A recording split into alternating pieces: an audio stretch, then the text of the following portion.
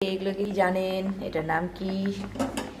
এই যে আলুর পাঁপড়। কলকাতায় তো আমার জায়গা মানে নেই, ছাদ ফাদ ওখানটায় দিয়ে, মানে ওখানে ছাদে দিয়ে এলেও ও কাকে খেয়ে দেবে, তার জন্য যে আছি যখন তাহলে এখানটা করে নিই।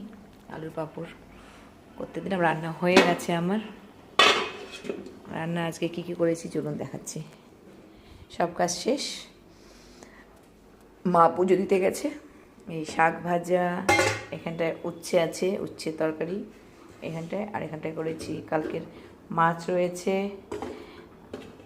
এক পিস রয়েছে তরকারি। এটা হচ্ছে ডিম, হাঁসের ডিম। আর এখানে কালকে একটু তরকারি রয়েছে, এখানে একটু ঘন্ট রয়েছে কালকে। এই মা পুজো দিয়ে চলে এলো, আর আমার রান্না বসে গেছে, ভাত হয়ে গেছে, রান্না বসে গেছে বলছি, আরও এসে আলুর পাঁপড় মানে করতে দিয়েছি। এই হচ্ছে গল্প। রাখছি, টাটা, পরে দেখা হচ্ছে।